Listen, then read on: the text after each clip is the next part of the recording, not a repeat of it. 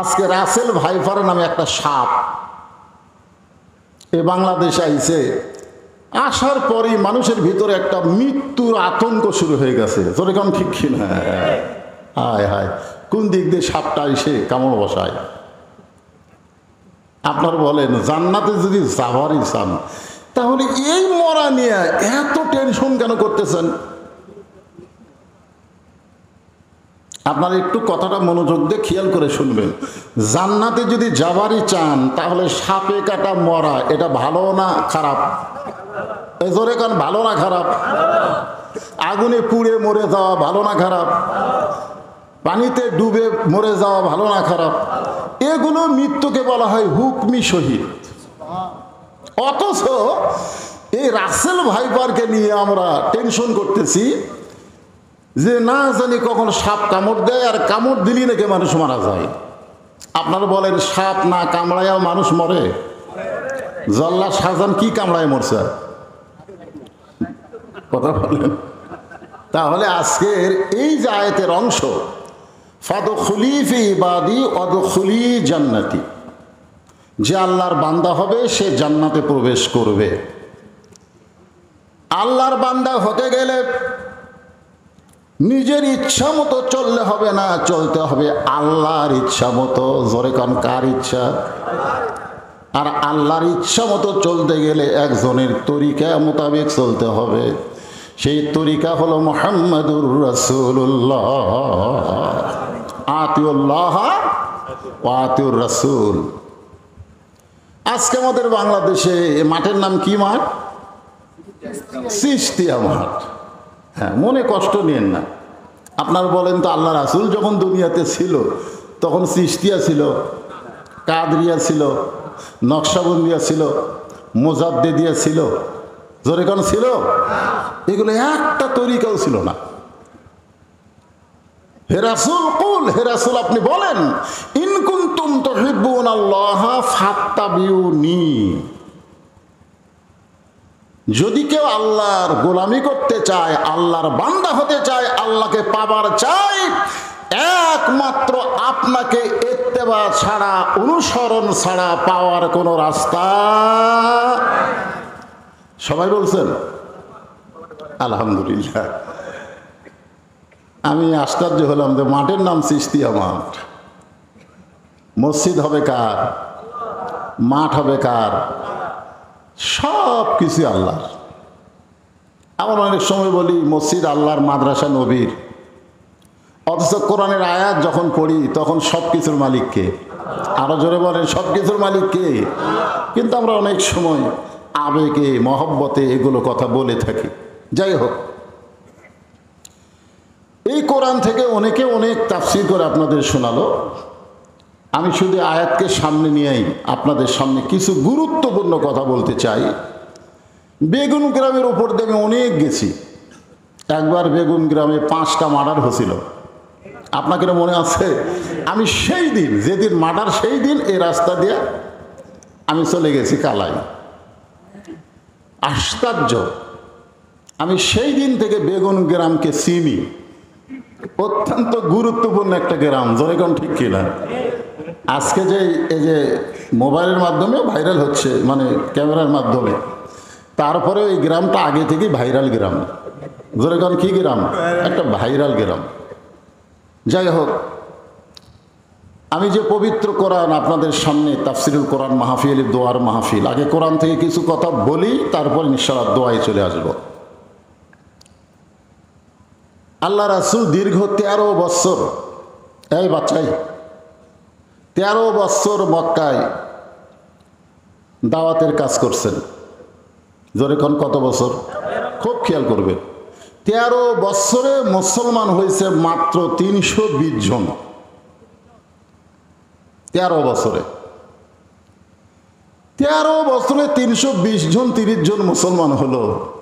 অথচ নবী মদিনায় হিজরত করার পরে মাত্র 8 বছরে 10,000 সাহাবী নিয়ে মক্কা বিজয় করলেন। এখন আপনারা বলেন, 13 বছরে কতজন?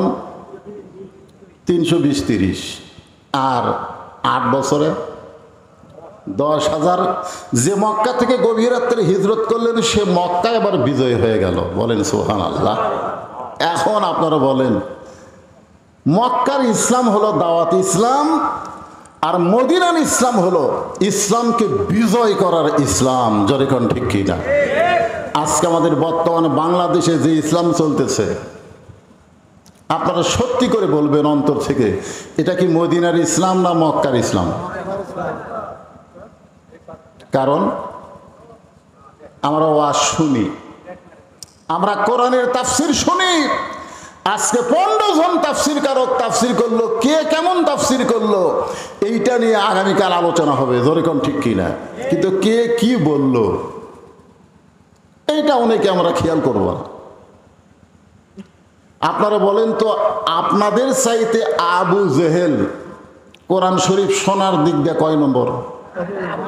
আপনারা তো ঘাসের উপর তাও বসেছেন, চারিদিকে লাইট টাইট দিয়ে একটা আলোকিত অবস্থায় আপনারা আছেন, ঠিক কিনা বলেন? আর আবু জেহেল যখন রাতের অন্ধকারে কোরআন শরীফ চোরের মতন শুনতো, কোনো আলো ছিল? কোনো বসার চান্স ছিল? দাঁড়িয়ে দাঁড়িয়ে ঘন্টার পর ঘন্টা আল্লাহর কোরআন তেলাওয়াত শুনে সকালবেলায় মিটিংয়ের মধ্যে গিয়ে বলতো, এত সুন্দর কোরআনের বাণী, রাতটা কোন দিক দিয়ে গেল আমি বুঝবারই পারিনি। সবাই সুবহানাল্লাহ বলেন। আপনারা বলেন, আবু জেহেলকে কোরআনের বিরুদ্ধে কইছে? আজ আমাদের বাংলাদেশে আবু জেহেল মার্কা যারা, তারাও কোরআনের বিরুদ্ধে নয়, কোরআনের আন্দোলনের বিরুদ্ধে কথা বলে। মরে গেলে তাদের রুহের মাগফিরাতে কোরআন খতম দিয়ে দোয়া করা হয়। জোরে কোন কথা ঠিক কি না? এত সুন্দর কোরআন, রাতটা কোন দিক দিয়ে গেল বোঝাই গেল না। আবু সুফিয়ান বলে, নেতা, যেই কোরআন শুনতে এত ভালো লাগে সেই কোরআন ধরলে অসুবিধা কি? শুনতেই যদি এত মজা, তাহলে ধরলে, এরকম ধরলে অসুবিধা কোন জায়গায়? আবু জেহেল বলতেছে, হক কথা জোরে বলা যাবে না, কারণ কোরআন ধরাটা হলো কি কথা? জোরে বলেন, সবাই বলেন। কোরআন শোনা কিন্তু হক না, কিন্তু কোরআনকে গ্রহণ করাটাই হলো হক। আবু জেহেল বলতেছে, আবু সুফিয়ান, হক কথা জোরে বলা যাবে না, তুই আমার কাছে আয়। যে কাছে কাছে কানের কাছে বিড়বিড় করে বলতেছে, এই কোরআনকে যদি আমরা ধরি তাহলে তোর আর আমার ভুয়া নেতাগিরি চলবে না, আসল নেতা হয়ে যাবে আব্দুল্লাহ এতিম পোলা।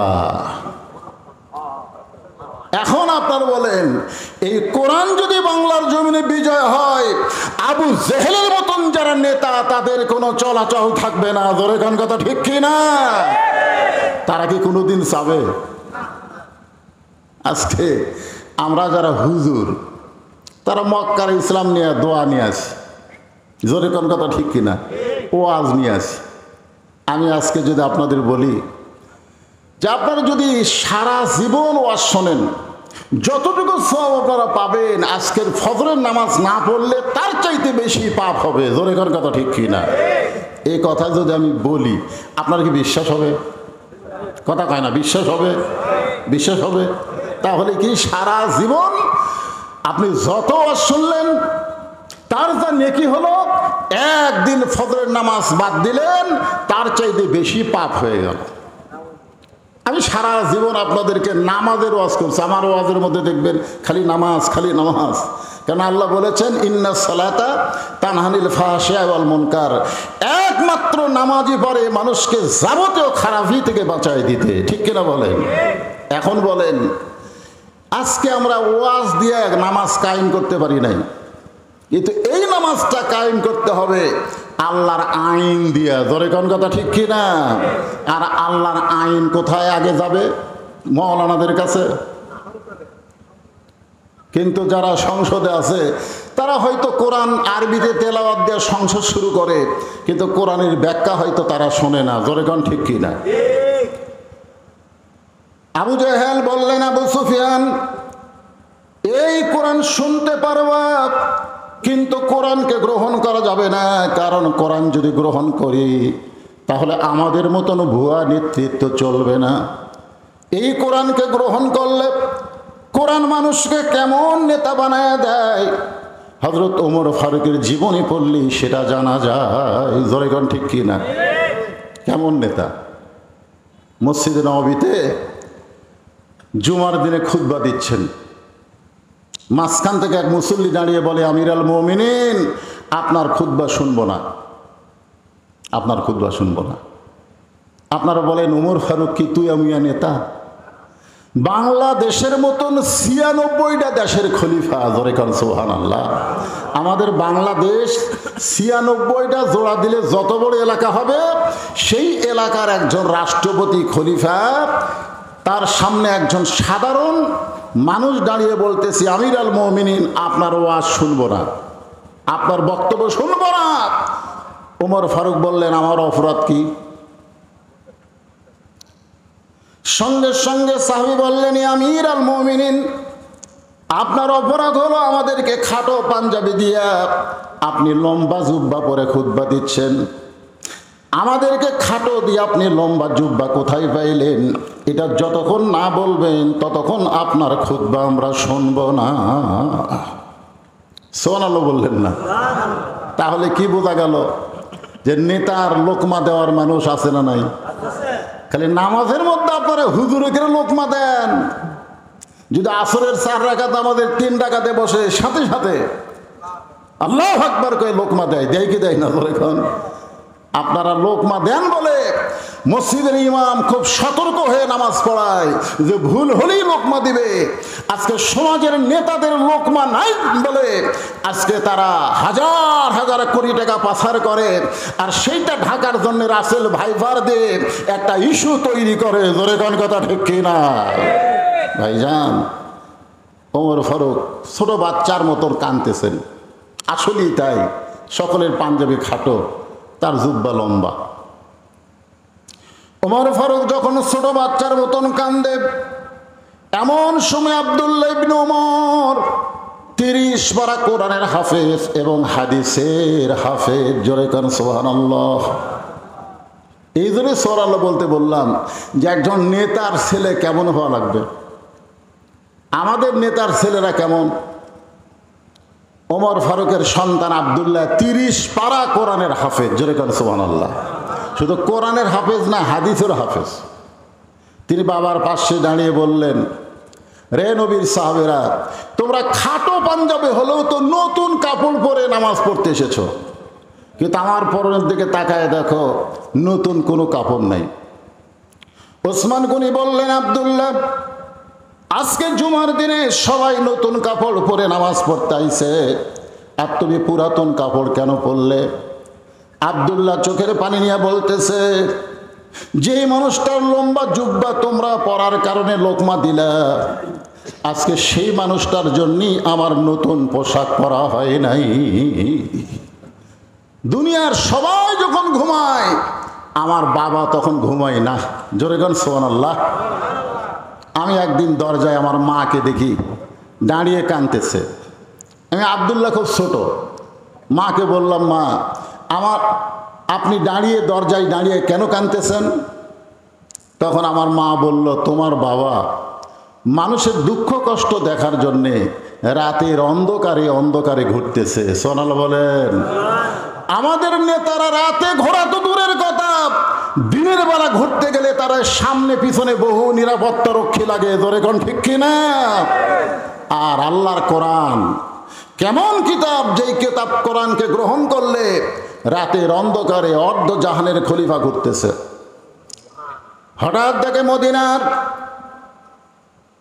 বিস্তীর্ণ মরুভূমির ভিতরে একটা তাঁবু, সেই তাঁবুর ভিতর থেকে কান্নার আওয়াজ আসতেছে।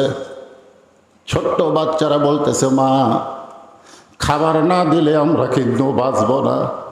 মা বলতেছে, একটু ধৈর্য ধরো, গোস্ত সিদ্ধ হলেই তোমাদেরকে খাবার দেব।